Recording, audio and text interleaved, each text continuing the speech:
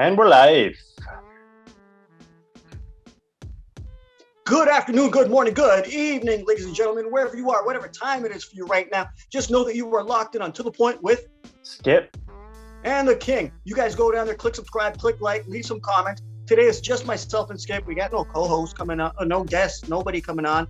So let's get right down to the nitty-gritty because I know you guys are enjoying To The Point. Okay, Skip, this past week, the Raptors are now 1-3.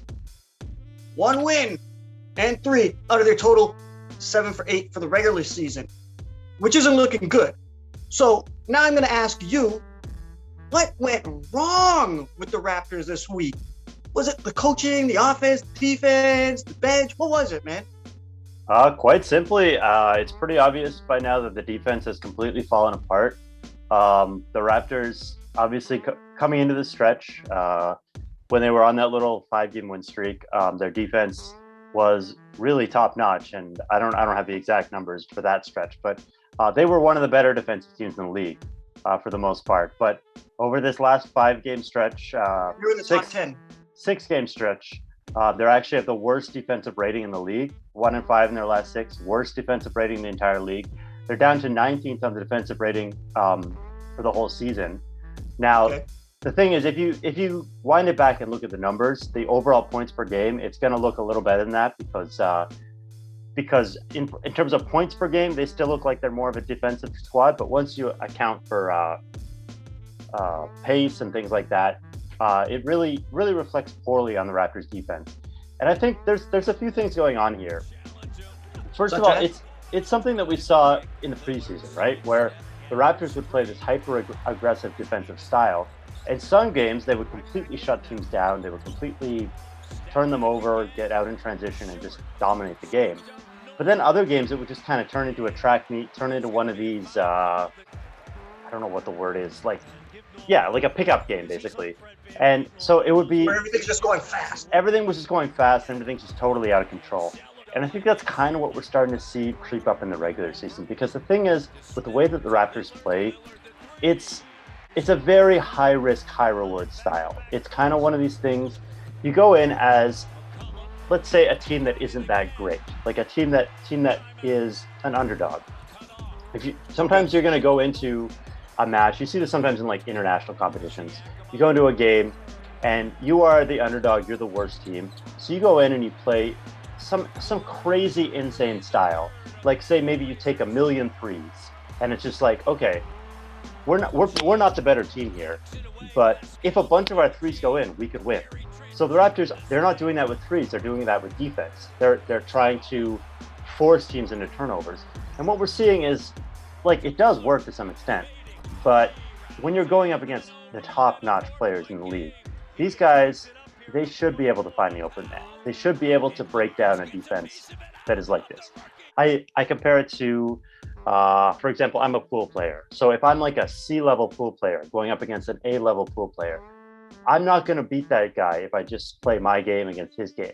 I got to play sort of either play completely out of my head, or I got to play like a really devious style where I'm like trying to hook him on every shot or something like that. That's kind of what the Raptors are doing here. But the thing is, with those high-level players like your Dame Lillards, they're going to take over. They're going to figure out how to break you down. And against Portland, I mean, it wasn't even them finding the open man. It was just Dame and CJ going off. I think we had they had 11 out of what's the stat here?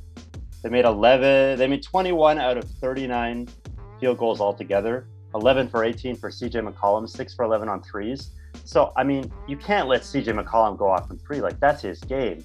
The idea with this style is, originally speaking, we saw last year, you shut down the stars and you make some fifth guy off the bench hit a bunch of threes to beat you. But that doesn't work when it's CJ and Dame who are taking all the shots. Like, that's a total breakdown. And the game against Boston was more of the same, just a total breakdown, just a disaster of a game. Philly, I mean, they won the Philly game, but come on, guys. Like, Joel was out, Ben Simmons is still sitting out. Like, it was Tobias Harris's first game back from COVID. Like, you're basically playing against a team that's missing 2.5 of their best players. So I don't think you can take too much from that victory. And then what was the other game they lost this week? Detroit. I mean, come on. with You the lose to defense at the Detroit. end. Yeah, you lose to Detroit. Like, what do you like? I know it's Dwayne Casey revenge tour and all that, but like, come on, it's Detroit, guys. Yeah. How So long is anyway, that tour going to last? What is he, the Rolling Stones? yeah. Anyway, the defense just fell apart, and the offense is still it's picked up, but still has a lot of the same problems. And we're back to saying this team is not that good, man. Like, I don't know. What do you think, Brian? You know what? You did touch on something there. I do enjoy. Speaking of the offense, the transition, because coming into the season, we all saw what the positionless players that the Raptors have available, right? That can basically play anywhere from 1 to 5, depending on the player, right? Their transition, and you did mention their aggressive defense.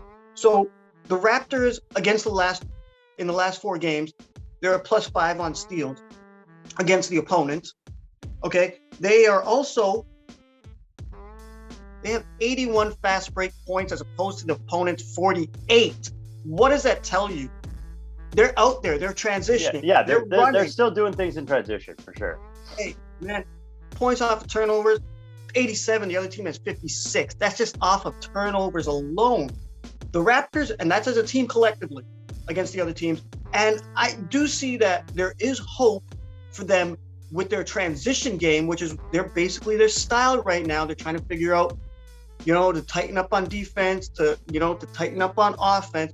But this is what they have that's been keeping them in these games, except for the Boston game, but keeping them in the games basically until the end. And in order for them to go forward, Skip, I want to ask you, are there any certain players within the organization that are impeding their transition style? Maybe like recessing it a little bit back? Are there certain players that we want to look into that are maybe slowing down the Raptors? I know that player on your tip of your tongue right now, but just to your other point, before I get there, just to your other point, I think it's interesting that we see the Raptors, their goal has been to make fewer shots than their opponents per shot, but to get more shots, get more shots than their opponents in each game. And if you look this week, the Boston game was a complete write-off, but the other 3 games, they got more shots than their opponents, but they still went 1 and 2 in those games because the opponents were making a lot more of their shots. Anyway, I think who you're clearly talking about there with the transition, with impeding the Raptors' upside, is Pascal. You can't really talk about this week without talking about Pascal. Comes back in the lineup, the Raptors immediately go 0-3 in the games he plays in. It makes you raise eyebrows, like they gave up 110 points in each of those games. I will say that, look, I don't think Siakam is at his ceiling defensively, but I can't possibly understand how this team goes from a top 10 defensive team to a worst defensive team in the league by getting him back. Like he should be a very good defensive player. And I don't think this is all on him. I think he's still guarding his guy pretty well. I think going back to that point about how chaotic and insane the Raptors defense is, I think teams are starting to clue into what they're trying to do, and teams are scouting them out, and they're saying like, okay, you're going to play this crazy defense. We're going to account for that. We're going to leave a guy in the corner. Yeah, I think you said that the opponents have a ton of assists against the Raptors this week, and that makes a ton of sense because if you're getting doubled on the ball every time, move the ball, pass the ball, find the open man. That's basketball 101, right? So I think there's a lot of teams accounting for what the Raptors are doing. And I think maybe more so than like blaming this all on Siakam, and he's been up and down. He had a really rough game, and then he had a good game, and then he had a decent game last night against Portland. But this isn't all on Siakam. This is on the schemes, and I think Nick Nurse is going to have to go back to square one, kind of, and say, okay, we can play this aggressive style maybe half the time, maybe 25% of the time. We can have that in our back pocket. But first of all, you need to build a set defense. You need to build just a straight man-to-man defense, a defense that isn't necessarily going to thrive in transition, but that's going to stop teams from scoring on you and set your baseline, and then you move from there. And I mean, it's easier said than done, obviously. And I think even more than Pascal, as bad as Pascal has been, I think we should be looking at Scotty Barnes and talking about his defense, because he is not where he needs to be defensively at this point in his career. And that's understandable. He's 10 games in. But we saw him last night. He was getting schooled by Damian Lillard. I've seen him get blown by a lot. He's got a body that they're basically playing him as a center right now. And I'm starting to wonder if that's because he can't front guards. Like, as much as it's because the Raptors need a center, I'm wondering if it's because he can't get set and stop the guard from breaking him down at the point of attack. I think the other guy and OG Anunoby, like, this is our defensive player of the year candidate. This is the guy that we've been talking him up on defense for years. And he has had stretches. He's forced a lot of turnovers. He's guarded guys in the post really well, but he's seemed to have some trouble on guards this year. I think the thing. Well, he's having guards because maybe it's a lack of trust from the other defenders, because I see him pulling back from the guards.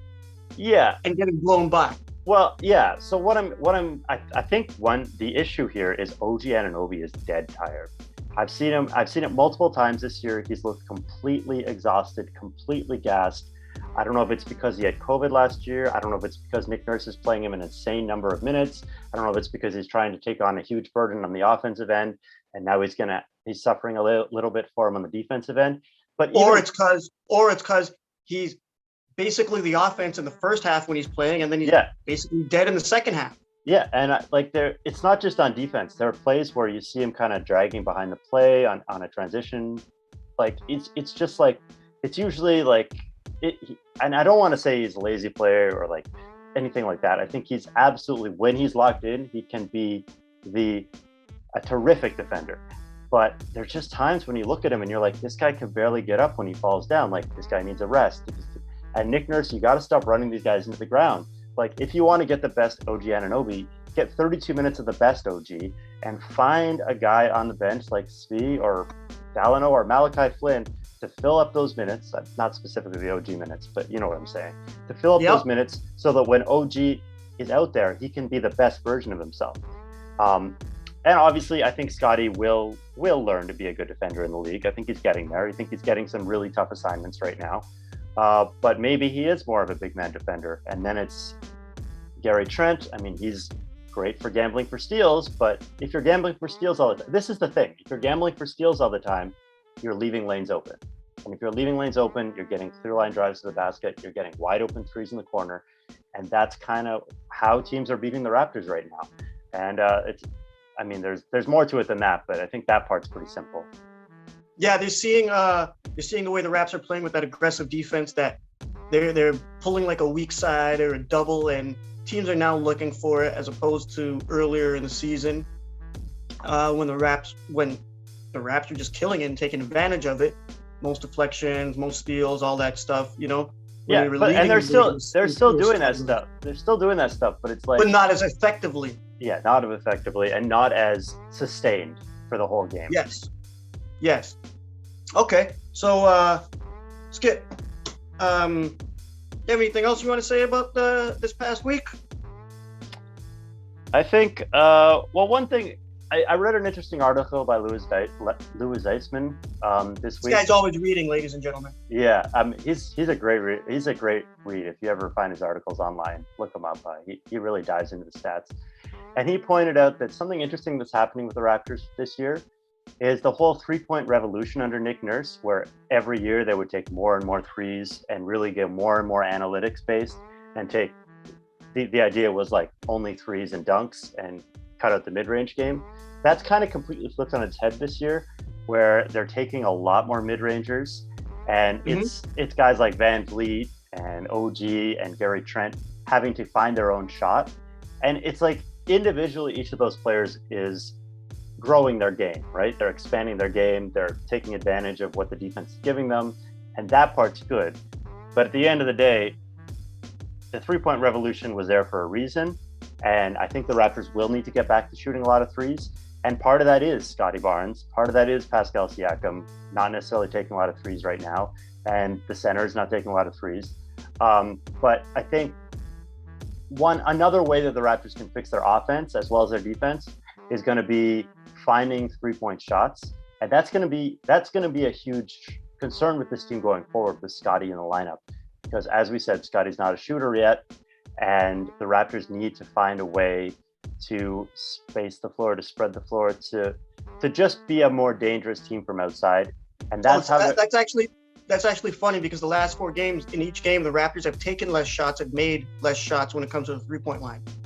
Yeah, and I mean they're just, what's happening is their spacers are Van Vliet and OG, but teams are guarding those 2 guys behind the 3-point line, so they have to find their shots somewhere else. Whereas if you have 2 or 3 more shooters out there, then maybe one of those guys can spring open and you get some open looks. So I think that's the issue here. Let's be out there. I don't know if there's I'm not saying like put like a Matt Thomas or a Sam Decker, not that either of those guys are on the roster anymore. I don't think it's as simple as just throwing some guy who shoots a lot of threes. We've seen that doesn't work in the NBA. But I think we're going to have to see some of the core guys taking more threes and making more threes. And that's just practice. That's just growth. That's just, we'll see. I mean, that's going to be, spacing is going to be the story for this team going forward. And it's going to limit their future. So it's going to limit their ceiling, I should say. So we'll have to see how that goes. Okay, guys, you heard it here first. Spacing is the key. You know, when you're typing, that big button, spacing, you need that. Okay? Yeah. Skip, thanks for the insight, man. You know, it's always a pleasure talking to you. You know how we roll. Later on this week, ladies and gentlemen, we'll have another treat on for you. Next week, of course, we'll have a couple treats on for you. You guys know what to do. Go down there, click subscribe, click like. We're going to keep putting out the Raptors content for you guys because we know you guys enjoy it. I've seen the comments. I haven't seen a negative comment in weeks. Okay? Wow. I think we must be doing something good. We're here for you, Toronto Raptors fans. You guys. Not me. But you guys. Okay? So on behalf of myself and Skip, good afternoon, good morning, good evening, good night, and peace.